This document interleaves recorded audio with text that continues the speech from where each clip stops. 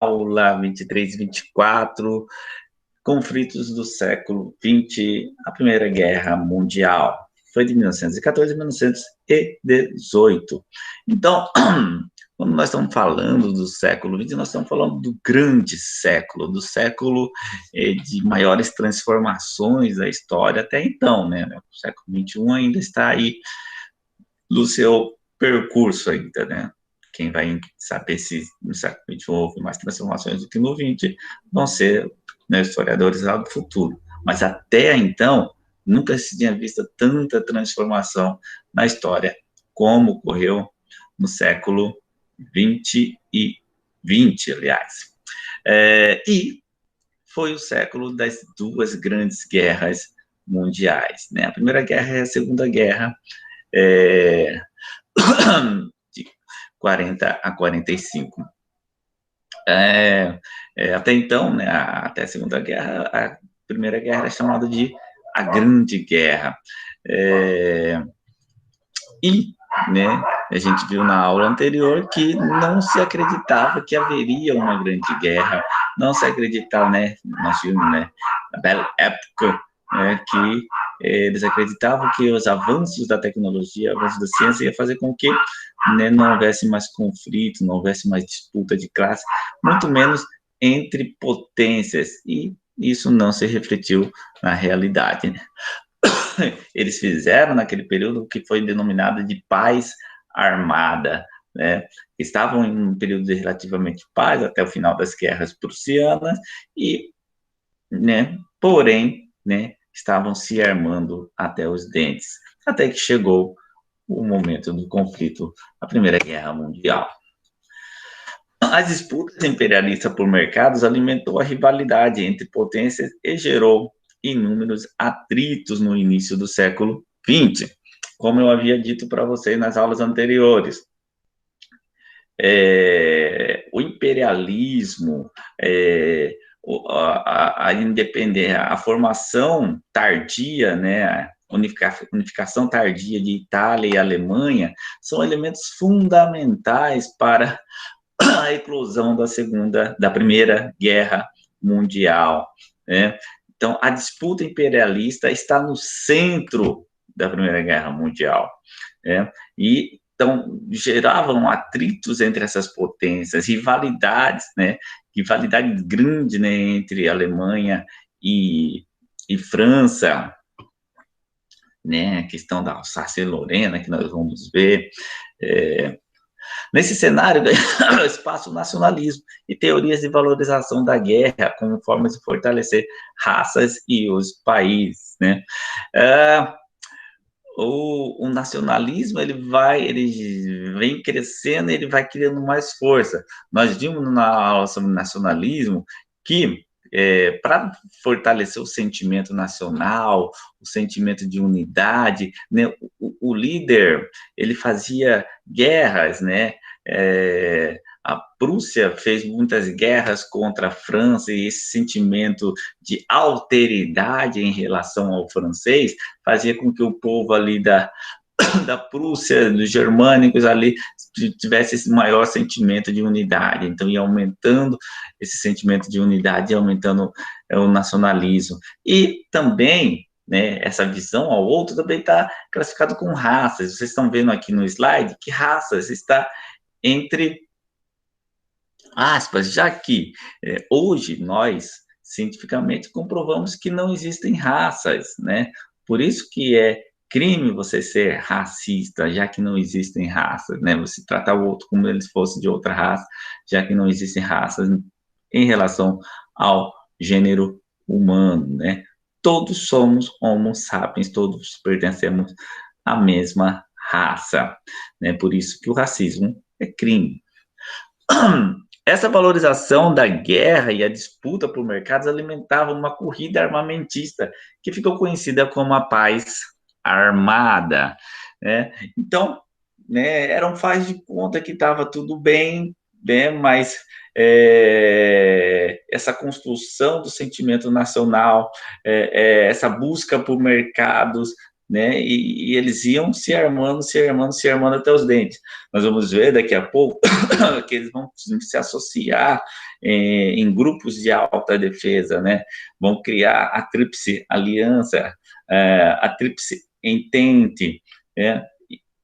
Vão estar aqui, né? Vamos dizer assim, que os bastidores, né, estavam prontos para a guerra, né? Estava tudo pronto, o cenário pronto para a guerra, faltava que um estopim fosse ligado, né? O estopim, nós vamos ver qual é. Lembrando, não confundamos motivos da guerra com o estopim da guerra, né? O assassinato do herdeiro austro-húngaro, Francisco Ferdinand, não é o motivo da guerra, ele é o estopim, né? Os motivos da guerra são vários. Nós já vimos aqui o imperialismo, né? As disputas, as rivalidades entre as nações, o nacionalismo exacerbado. Esses, né, são os motivos, né? São vários motivos que levam à guerra, né? O estopim é o assassinato lá do Francisco Ferdinand, que simplesmente liga o sistema, né? Já estava tudo programado, né? Alguém vai lá e dá play, né? O play foi o assassinato do arquiduque herdeiro do trono austro-húngaro, Francisco Ferdinando. A Alemanha, em ascensão e querendo conquistar mercados, passou a adotar um discurso cada vez mais agressivo, militarista e de crescente rivalidade com a Inglaterra, que era a maior detentora dos mercados. Então, aqui que entra aquilo que eu falei para vocês, o atraso alemão. A Alemanha, ela se unifica muito tardiamente. Então, o que acontece? Enquanto a Inglaterra e a França estavam conquistando mercados, partilhando a África praticamente, a Alemanha estava ainda nas guerras internas ali, né, buscando a sua unificação. Né? Enquanto você não se unifica, você não consolida internamente, você não tem como expandir externamente. Então, esse ponto de partida tardio de Alemanha e Itália, né, vai ser fator preponderante para a eclosão da Primeira Guerra Mundial. E a gente vê aqui, depois que a Alemanha se unificou e ela passou, né, a ter uma grande ascensão, né, o que acontecia? A França, a África já estava partilhada, né, ela chegou atrasada, chegou forte, porém atrasada, né? Além disso, a derrota da França para a Alemanha na Guerra Franco-Prussiana alimentava um revanchismo, escorando o projeto de recuperar as províncias de Alsácia e Lorena. Alsácia e Lorena vão entrar em questão. A gente já viu nas aulas anteriores que essa derrota da França para a Alemanha fez com que eles perdessem essa região da Alsácia e Lorena, que é ali, região de fronteira entre a França e a Alemanha. E nós vamos ver aqui que após a Primeira Guerra Mundial, lógico, a França vai pegar de volta a Alsácia e Lorena. O temor da Alemanha promoveu uma aproximação entre França e Inglaterra e levou à formação da Tríplice Entente, que incluía também a Rússia. Vou explicar muito bem isso aqui. Muitos confundem porque tem os esquemas de alianças da Primeira Guerra Mundial e os esquemas de aliança da Segunda Guerra Mundial, né? A gente vai estudar a Segunda Guerra Mundial, mas podemos falar um pouco antes aqui. Por quê? Para evitar essa confusão. Porque a Tríplice Aliança da Primeira Guerra Mundial não é a Tríplice Aliança da Segunda Guerra Mundial. É o mesmo nome, mas o time é outro. Então, vocês não podem esquecer, a Tríplice Entente, que é França, Inglaterra, Rússia, da Primeira Guerra Mundial, vai ser a Tríplice Aliança da Segunda Guerra Mundial, certo? E a Tríplice Aliança da Primeira Guerra Mundial, na Segunda Guerra Mundial, vai ser o Eixo, né? Não vai ter mais tríplice no nome, vai ser Eixo. Por quê? Era Eixo, Roma, Berlim, né? E depois, quando entrou o Japão, ficou eixo Roma, Berlim, Tóquio. Então, a gente tem que associar esse. Tríplice aliança da Primeira Guerra, na segunda é o eixo. Tríplice entente da Primeira Guerra é, o Tríplice Aliança da Segunda Guerra Mundial. Então, olha só, já estavam ali, Tríplice Entente, França, Inglaterra e Rússia, Tríplice Aliança, Itália, Alemanha e o Império Austro-Húngaro. Né? Depois da Primeira Guerra Mundial, vão acabar os impérios ali na região da Europa, né? Vai acabar o Império Austro-Húngaro, vai acabar o Império Turco-Otomano. Então, aí na Segunda Guerra Mundial, você já não vai ter a presença de um império ali. Né? E quem vai tomar o lugar ali da Áustria-Hungria vai ser o Japão na Segunda Guerra Mundial, como eu já disse, o eixo. Esse sistema de aliança contribuíram para gerar uma conflagração generalizada na Europa. Por quê? Quando teve lá o estopim, né, tudo que já estava orquestrado falava, ó, mútua defesa, se alguém agredir você, agrediu a mim, eu declaro guerra a ele. Então, foi indo como se fosse um efeito cascata, né? Um declara guerra ao outro, o outro declara guerra ao outro, e assim sucessivamente, até chegar ao ponto, né, que praticamente todo o mundo civilizado estava em guerra, né? Muitos vão entrar na guerra aí, né, no final da guerra, né, para estar de lado um do outro, porque é interessante estar do lado do vencedor, né? Mas praticamente todas as nações importantes do ponto de vista militar estavam nesse confronto. A Península Balcânica, fragilidade do Império Turco-Otomano, hegemônico em diversas áreas dos Balcãs,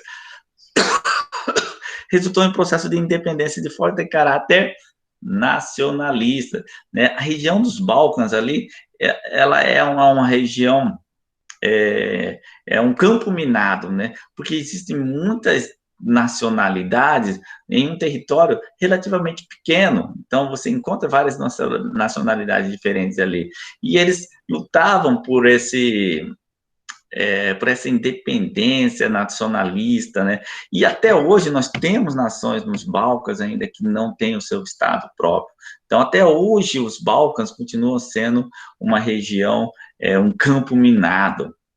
Os atritos na região dos Balcãs acabaram acionando o sistema europeu de alianças, que desencadeou na Primeira Guerra Mundial, como eu venho frisando desde o início da aula. Então, o que aconteceu? Por causa desses atritos no Balcão, foi acionado o sistema. Alguém deu o play, né? Alguém, né, acendeu, né, falando mais modernamente, deu o play, ou acendeu o estopim, né? Estopim é aquele fiozinho que explode a bomba, né? Então, quem acendeu o pavio e que deu início à guerra foram essas questões nacionalistas ali nos Balcãs. E aqui nós vamos falar desse estopim. Em 1914, o príncipe herdeiro austríaco, o arquiduque Francisco Ferdinando, foi assassinado em Sarajevo, capital da Bósnia. O atentado foi executado por uma organização secreta chamada Mão Negra, que contava com o envolvimento de oficiais do exército sérvio. A Áustria-Hungria, que queria ampliar o seu domínio nos Balcãs, declarou guerra à Sérvia. Então, você vê que o estopim em si não está ligado ali às questões do imperialismo, da partilha da África. Você percebe que eles vão usar, né, esse conflito ali na região dos Balcãs, questão nacionalista, dos impérios ali da região, para, né, acender, ligar, né, o esquema ali de mútua defesa que já existiam entre eles. Então, a Áustria-Hungria declara guerra à Sérvia. A Rússia, que se colocava como protetora dos povos eslavos, isso ela é até hoje. Até hoje a Rússia, ela interfere bastante ali nas questões ali do leste europeu, né, nações aí que são ex-nações soviéticas, né? Que, né? Então, aqui nós temos aqui que nem existia União Soviética. Então, a Rússia, até antes, né, da eclosão da União Soviética, né, já interferia bastante nessa região do leste europeu, na região dos Balcãs. Então, a Rússia declarou guerra à Áustria-Hungria. Então, a Áustria-Hungria declara guerra à Sérvia, a Rússia, como é protetora ali dos povos eslavos, declara guerra à Áustria-Hungria. Lógico, com interesses nessa região, né? Não é simplesmente para proteger um país ou um povo indefeso, né? É uma guerra, ninguém entra numa guerra simplesmente para celebrar a paz. A política de aliança transformou os conflitos em uma guerra generalizada na Europa, né? Lembrando, Rússia já fazia parte aí do império, da Tríplice Entente. Então, a partir do momento que alguém declara guerra à Rússia, vai estar declarando guerra à Inglaterra e à França. Apesar da tentativa alemã de garantir uma ofensiva rápida sobre a França, a guerra ficou marcada pelas trincheiras, que estendiam por milhares de quilômetros, mobilizando milhões de soldados e armamentos sofisticados. Os exércitos estavam paralisados em uma linha contínua de fortificações. Então, na Primeira Guerra Mundial, nós temos essa característica. A primeira fase da guerra é chamada de guerra de movimento, que é uma fase bem curta.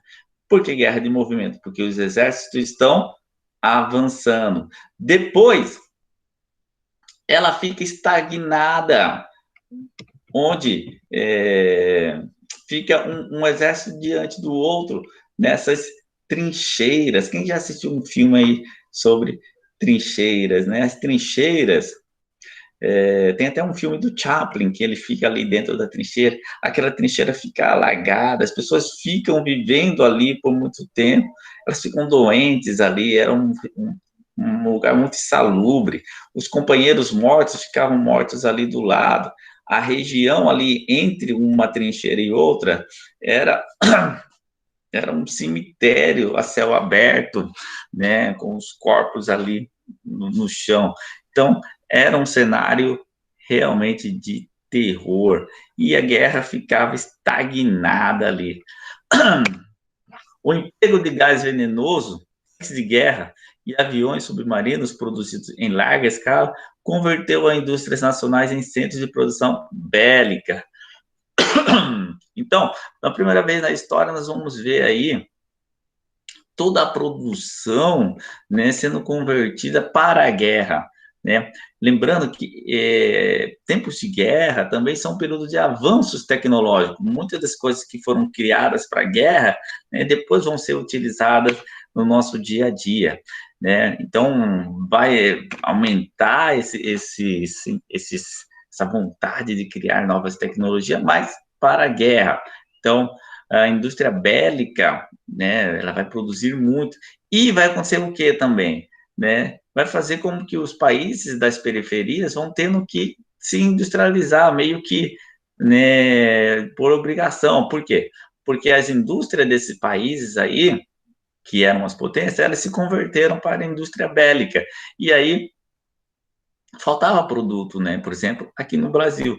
No Brasil, nós tivemos um surto industrial que a gente chama de substituição de importação, já que a gente não tinha mais como importar, porque não estava sendo produzido, então a gente tinha que começar a produzir. É o que nós estamos vendo hoje, por exemplo, nós estamos vendo países tendo que começar a investir na produção de produtos médicos, de respiradores, de EPIs. Por quê? Porque não está tendo como comprar da China. A China não consegue abastecer todo mundo. Então, tá na falta, então, né, começa-se a produzir internamente. É mais ou menos isso que aconteceu. Começava a faltar por causa da guerra, porque a indústria tinha se voltado para a indústria bélica, né, tinha que começar a produzir. Isso a gente dá o nome de substituição de importação. Outra coisa importante que aconteceu, a inserção das mulheres aí no mercado de trabalho, na indústria. porque a maioria dos homens estava na guerra. Então, as mulheres começavam a trabalhar ali na indústria bélica, né? Produzindo as balas, né, que iriam matar aí, talvez até seus próprios maridos. Então, como eu disse, né, a Europa estava armada para a guerra. Então, aqui nós temos no mapa a Europa às vésperas da Primeira Guerra Mundial, ou da Grande Guerra, como era chamada, até surgir a Segunda Guerra Mundial. Então, aqui nós temos a Tríplice Entente, né? França, mais ao norte aqui o Reino Unido, a Inglaterra, a Rússia. A guerra nasceu aqui, ó, na região dos Balcãs, né? Nessa região aqui. Aqui, ó, o Império Austro-Húngaro, aqui a Sérvia, né? Então, o Império Austro-Húngaro declara a guerra à Sérvia na expectativa de conquistar essa região aqui. Temos aqui, ó, o Império Turco-Otomano, né? Esses dois impérios aqui vão acabar com a Primeira Guerra Mundial, né? Não vão existir mais na Segunda Guerra Mundial. E a Tríplice Aliança, né, que na Segunda Guerra vai chamar eixo, exatamente por quê? Porque eles estão no centro. A gente pode chamar eles também de potências centrais, né? Grande parte aqui do Império Austro-Húngaro vai ser ocupado pela Alemanha, a região aqui da Tchecoslováquia também vai ser ocupada pela Alemanha. Depois, né, toda essa região aqui do leste vai ser da União Soviética, a gente vai ter o nascimento de inúmeras nações aqui nessa região onde estava o antigo Império Austro-Húngaro aqui. Em 1917, quando os submarinos alemães afundaram navios norte-americanos, os Estados Unidos entraram no conflito. No ano seguinte, a Rússia decidiu se retirar da guerra. Então, uma coisa importante, em nenhuma das guerras, né, os Estados Unidos estava no esquema de aliança antes da guerra. Ela entra no decorrer da guerra, tanto na Primeira quanto na Segunda Guerra Mundial. E na Primeira Guerra Mundial, ela entrou por causa dos ataques alemães a navios norte-americanos.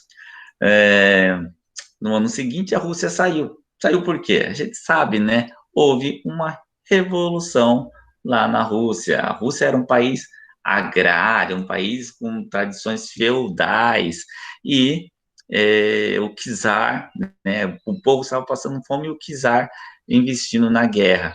Então, vai haver uma revolução, que nós vamos estudar depois, a Revolução Russa, com mais detalhes, e aí, né, a gente sabe parte dessa história, né, os bolcheviques vão tomar a dianteira, né, vão ter uma revolução comunista lá na Rússia. Mas isso são cenas para os próximos capítulos. Então, isso leva à retirada da Rússia na guerra. E na Segunda Guerra Mundial, já não vai ser a Rússia na guerra, vai ser a União das Repúblicas Socialistas Soviéticas. A entrada dos Estados Unidos na guerra e a chegada à Europa de contingentes militares norte-americanos cada vez maiores desequilibraram o conflito. No fim de 1918, em meio às sucessivas derrotas alemãs no fronte ocidental, iniciaram-se as negociações de paz. O presidente norte-americano Woodrow Wilson apresentou um plano de paz chamado 14 pontos. Nas palavras de Wilson, tratava-se de um acordo que deveria estabelecer uma paz sem vencedores. Será que deu certo? Não. Afastando-se do que se estabeleceu os 14 pontos, o Tratado de Versalhes impôs uma pesada condição à Alemanha, tais como...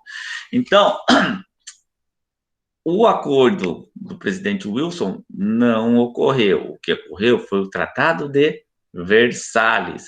E o Tratado de Versalhes não teve aquilo que ele queria, que era a paz sem vencedores.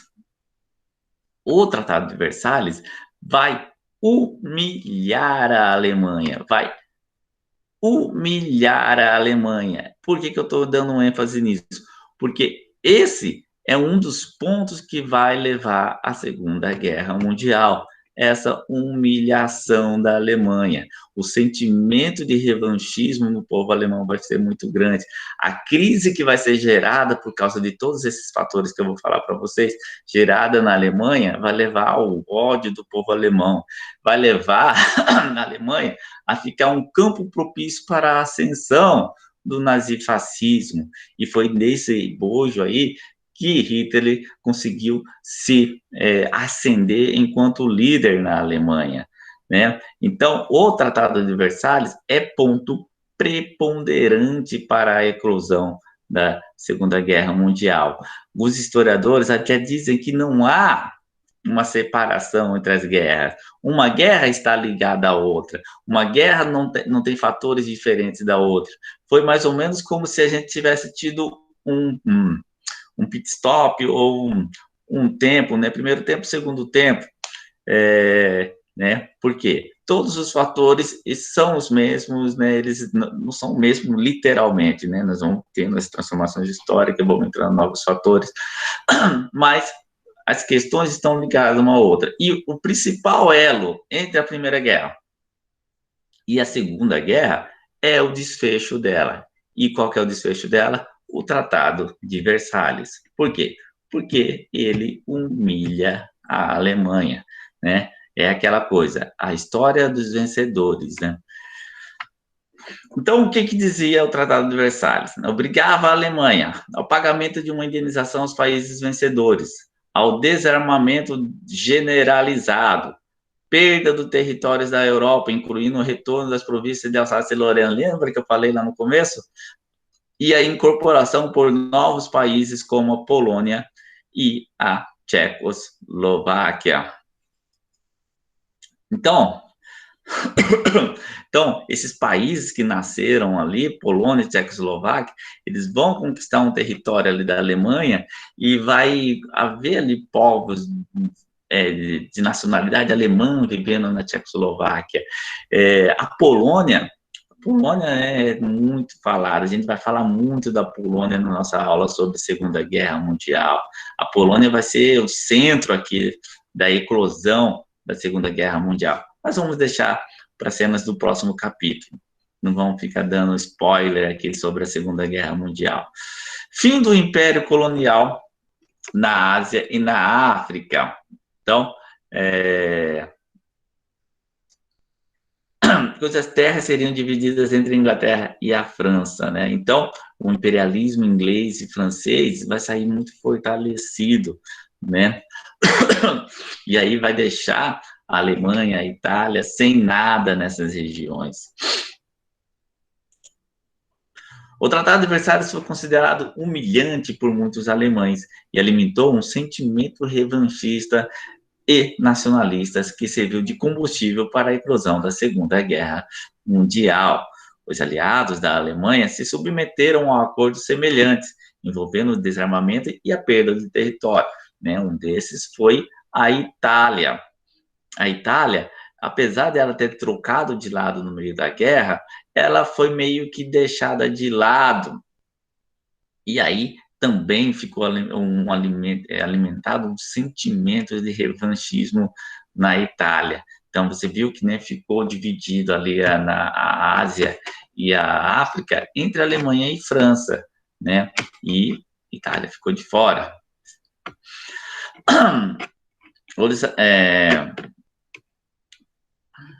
O mapa da Europa foi refeito com o surgimento dos novos países, passaram a representar politicamente diversos grupos nacionais.